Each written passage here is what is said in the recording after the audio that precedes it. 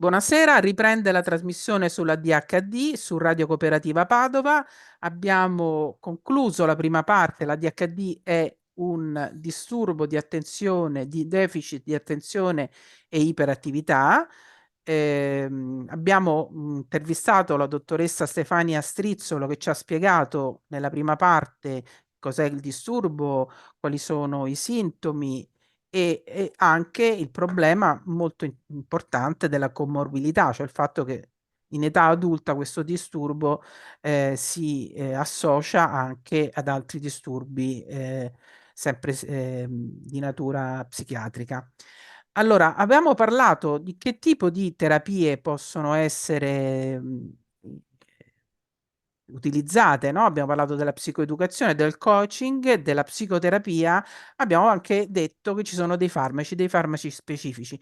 Brevemente, per Sì, concludere il discorso, la sì, dottoressa Strizzolo, se ci può spiegare che farmaci vengono utilizzati e anche un po' come funzionano, che forse un po' perché non abbiamo parlato tanto di che cosa, meccanismi. quali sono i meccanismi, per quanto si possa capire, i meccanismi del cervello, no? Che determinano poi questi disturbi legati al deficit di attenzione e iperattività. Allora, quali sono i farmaci? Allora, sono in Italia due farmaci che hanno l'indicazione per la DHD, che sono l'atomoxetina, che è un farmaco essenzialmente antidepressivo, e quindi non è uno stimolante, e il metilfenidato, che invece appartiene alla categoria degli stimolanti. Allora, in realtà il metilfenidato è un farmaco che è approvato per la DHD in età infantile, quindi si usa nei bambini, sia in formulazione a rilascio immediato che in formulazione a rilascio prolungato.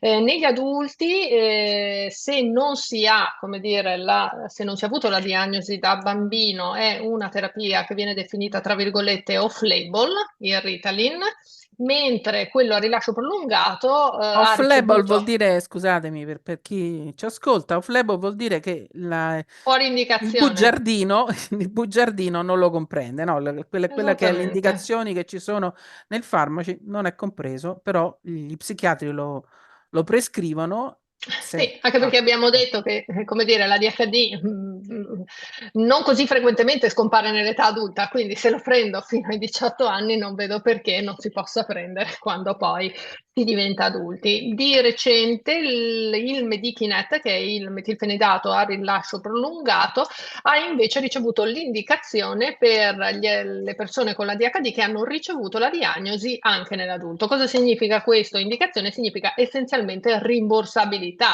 perché ricordiamoci che un farmaco off-label in realtà il paziente se lo paga per intero, Ah, ok? Eh sì, solo che il Ritalin ha un costo modico, perché parliamo di 5 euro a scatola, confezione sono 30 compresse. Il Medikinet, che è appunto il metilfenidato a rilascio prolungato, è invece diciamo una formulazione economicamente, come dire, più costosa, ok? Ci sono dei farmaci che sarebbero molto utili, come dire, nell'ambito della DHD perché purtroppo non tutti rispondono al metilfenidato e che sono poi gli stimolanti e quindi, come dire, la classe delle anfetamine o anfetamine simili. E questi sono disponibili in altri paesi europei, ma non ancora in Italia. Per esempio in Svizzera oppure forse anche la farmacia di San Marino o Vaticano può darsi che, eccetera. Si sta cercando di studiare, come dire, l'importazione, ecco, di questi farmaci dove vengono naturalmente prescritti. Questa sarà una domanda che poi faremo a Maria Grazia, a Eh, Francesca, perché immagino che l'AIFA APS, che è l'Associazione Italiana delle famiglie con ADHD, si preoccupa anche del fatto che ci sono dei farmaci che in Italia non sono disponibili all'estero, funzionano, quindi immagino che stanno anche assolutamente. cercando di promuoverli e promuoverne l'uso anche in Italia.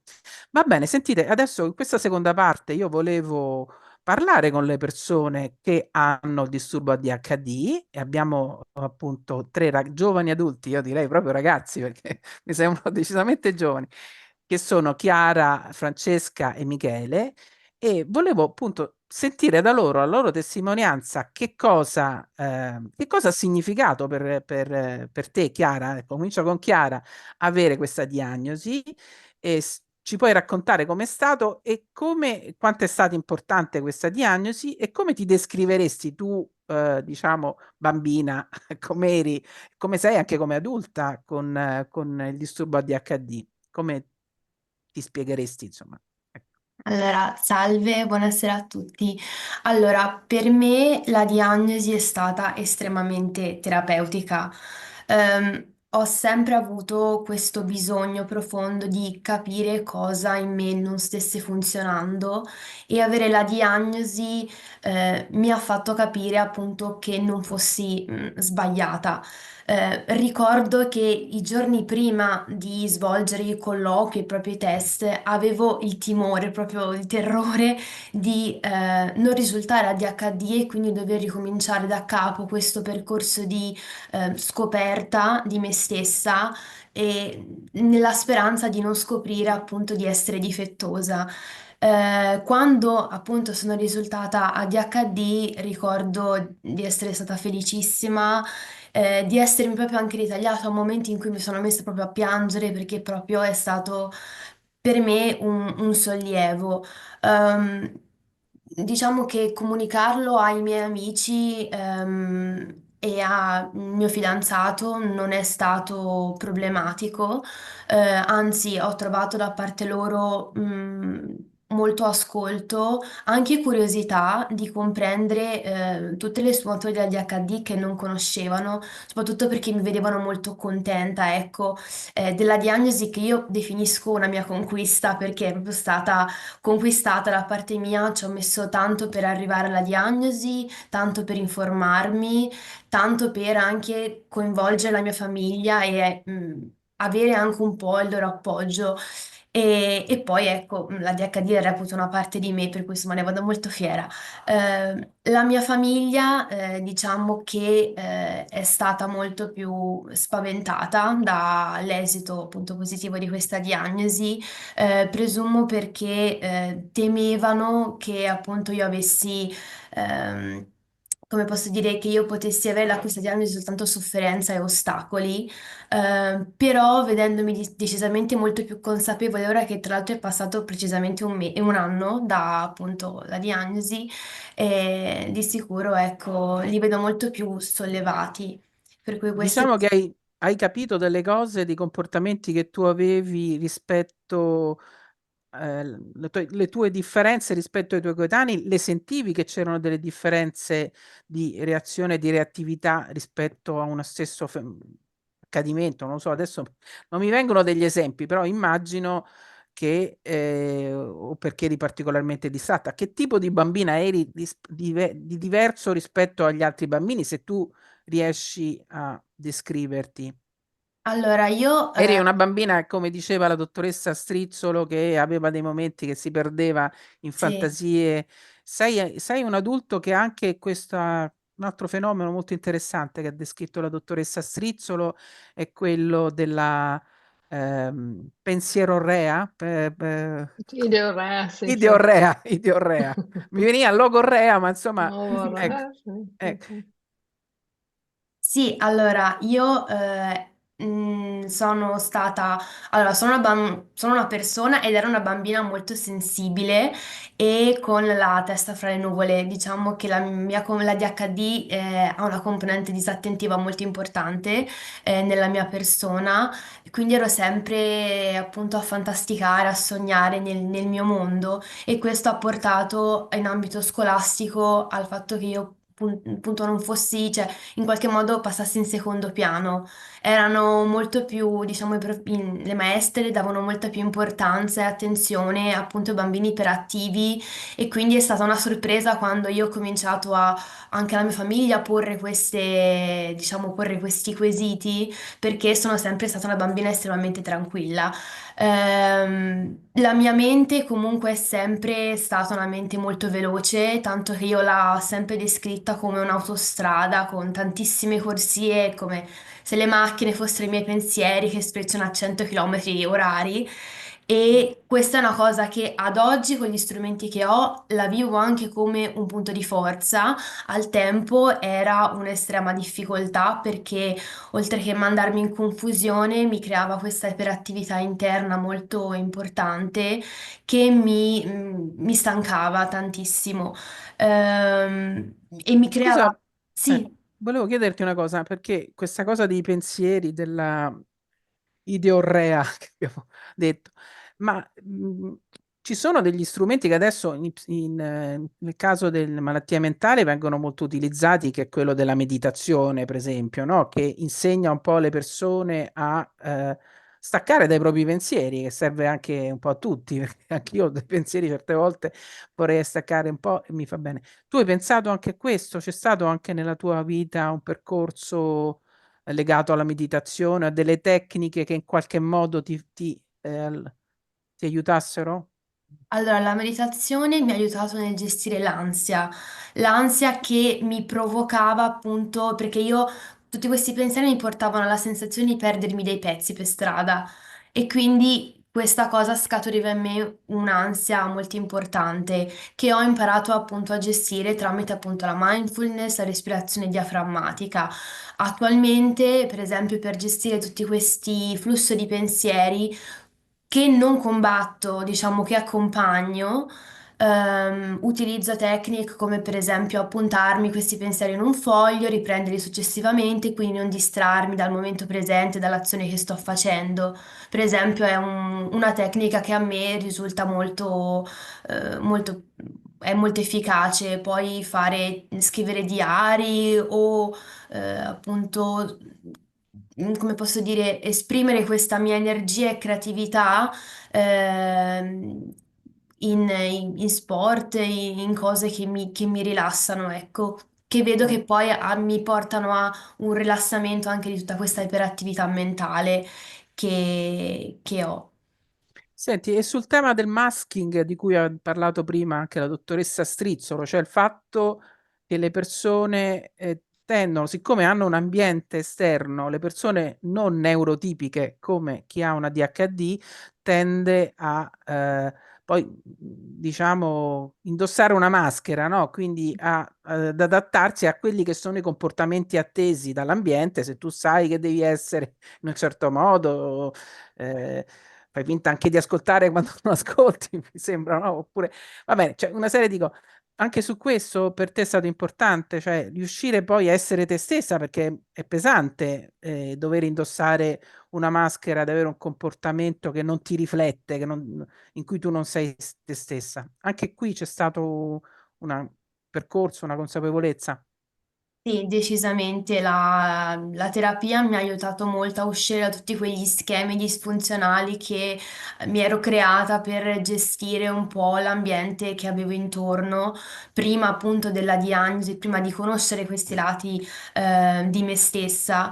Ero una persona con bassissima autostima, bassissimo senso di autoefficacia e percepivo dall'esterno incomprensione e la sensazione che le persone pensassero di me come una persona incapace di gestire la propria vita e tutte le sue responsabilità.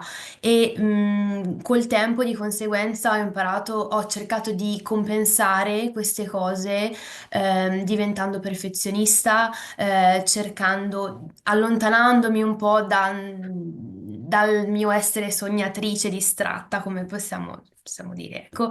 E, sono diventata molto ligia al dovere, sacrificando praticamente i miei hobby e anche ho sviluppato questo bisogno importante di controllo perché sentivo che dentro di me il controllo non lo avevo perché non avevo gli strumenti per gestire il mio mondo, ecco, e di conseguenza cercavo di controllare un po' l'esterno.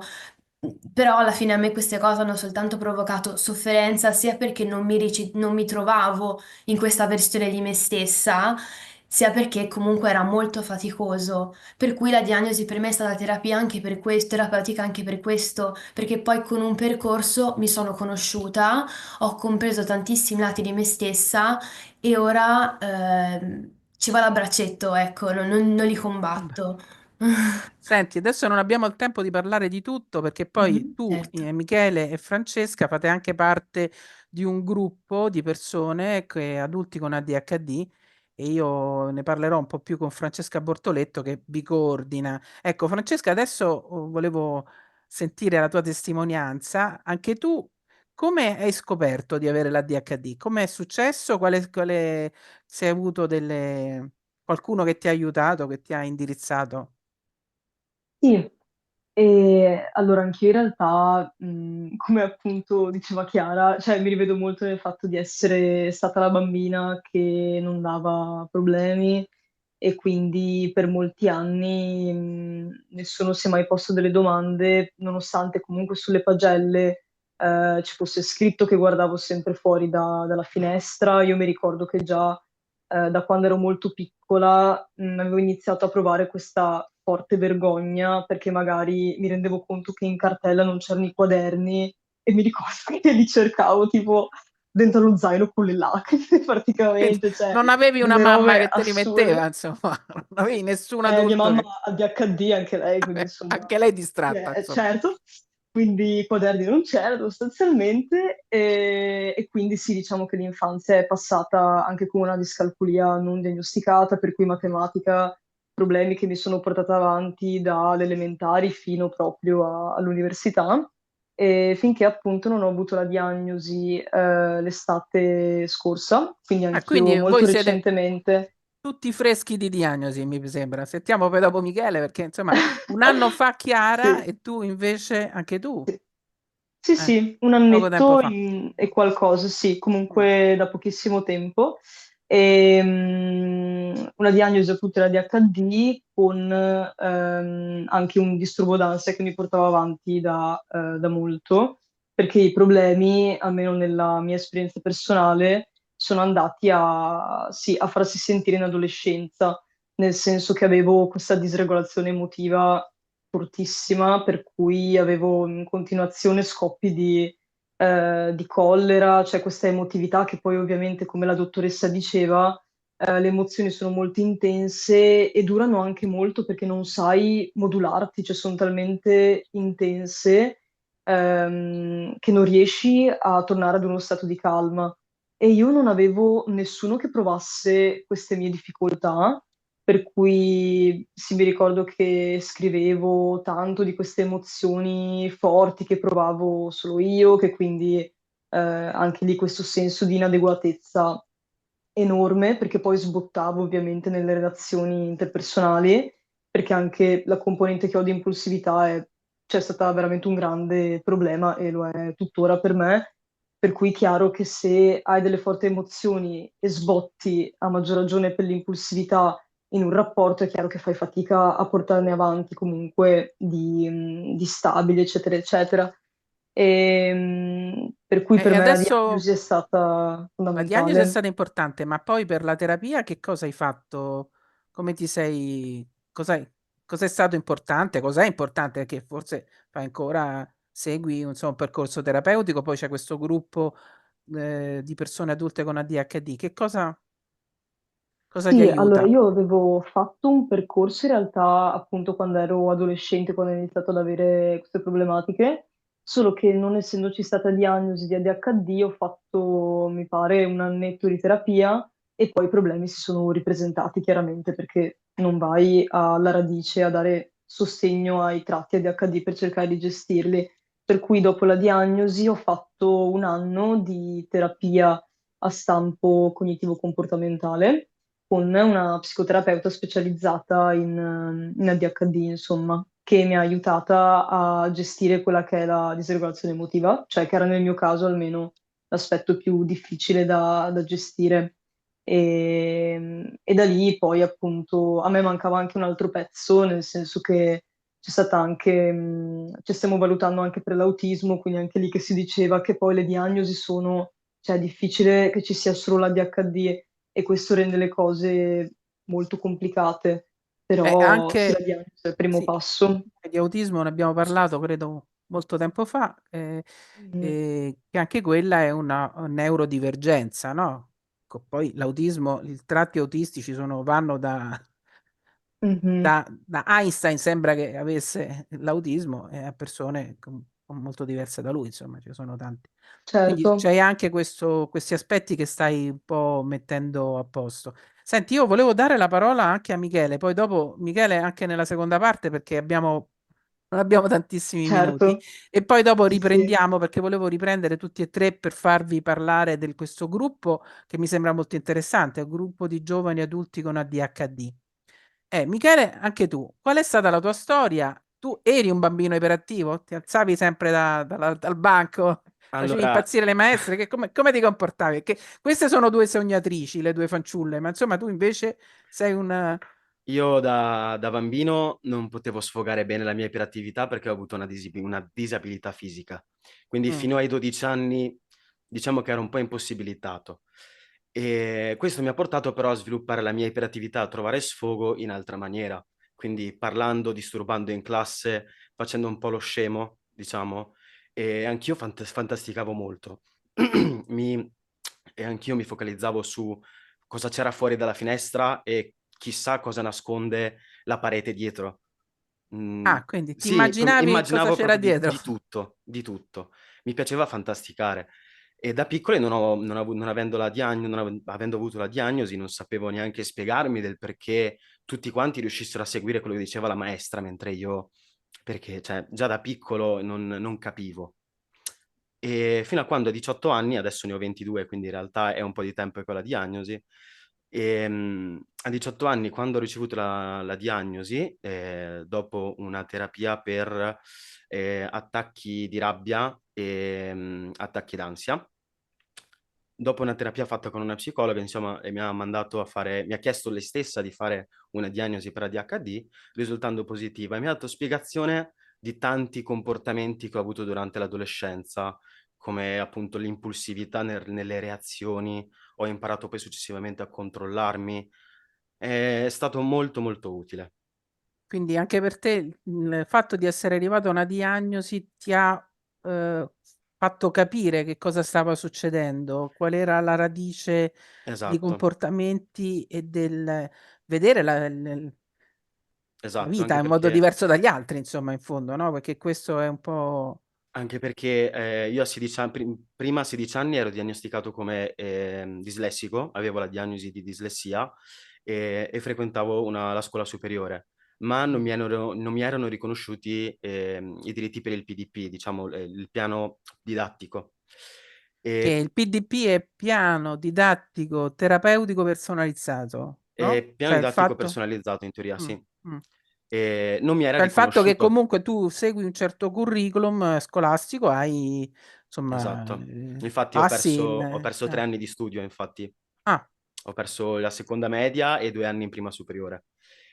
senti, E... scusa una cosa, perché comunque tu eri seguito da un neuropsichiatra infantile quando eri piccolo, quindi questo No, neuropsichiatra... Ah no, no, da da uno nessuno in realtà. psicologo? No, da nessuno. Non ho mai La avuto diagnosi nessuno. però è una diagnosi che ti è stata data da uno specialista, immagino, Sì, perché non è che... esatto. Mm. E ho fatto, a 16 anni ho iniziato una terapia, appunto come dicevo, per la gestione della rabbia e dell'ansia.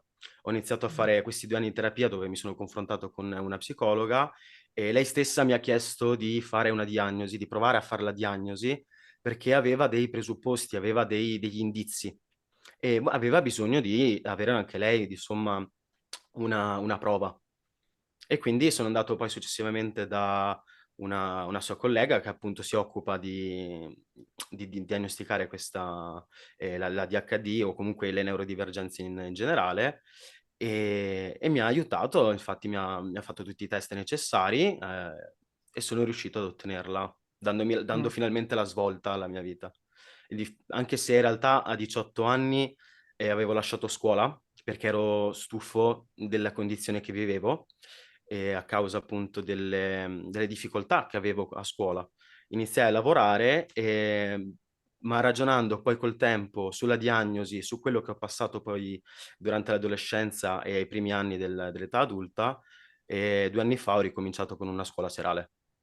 Ah, bene, io ti auguro Grazie, grazie. ogni cosa, insomma, di riuscire poi a lavorare, a studiare, perché uno dei problemi delle persone che hanno diagnosi ADHD è anche che finiscono per non riuscire poi a realizzare un curriculum di studio, no? Insomma, questa è un'altra cosa importante che dobbiamo sottolineare, cioè che se non viene riconosciuto, se non viene aiutata la persona, dopo ne riparleremo con Maria Grazia e con Francesca, che sono le riferenti di AIFA APS, e questo fatto, il fatto di non essere riconosciuta, può comportare che poi la persona non va avanti con lo studio, Esatto. perché vi ricordo, per esempio, per chi è dislessico, cioè per chi ha problemi nella lettura, ci sono degli strumenti compensativi riconosciuti dal Ministero dell'Istruzione, così anche chi è discalculico, eccetera, perché si riconosce una difficoltà e quindi gli si permette di utilizzare il computer, di utilizzare la calcolatrice a seconda del tipo di difficoltà che ci sono. Questo va bene, senti, e allora io direi che adesso interrompiamo un'altra volta, riprendiamo un attimo il discorso di Michele, Chiara e Francesca per parlare del gruppo giovani adulti ADHD che è attivo a Padova, ma non ho capito, funziona con internet, è un gruppo via Zoom, come vi riunite? Dopo ne parliamo, ma... È un gruppo WhatsApp È un e gruppo WhatsApp. adesso sì, e per un discorso di comodità gli incontri adesso sono tra Padova e Vicenza, quindi generalmente facciamo a Padova oppure Ah, in posti che siano una via vi, di incon- mezzo. eh, vi incontrate in Esatto, presenza, sì, però insomma vi vedete, vi toccate, sì, insomma, no? certo, Non è sì, una sì. cosa virtuale, che con tutti questi No, virtualoidi. no, Ok. certo, certo, Va sì, bene, sì. allora finisce la seconda parte, a breve, dopo l'intervallo musicale, inizierà la terza parte e parleremo anche con Maria Grazia, che è un familiare. Grazie.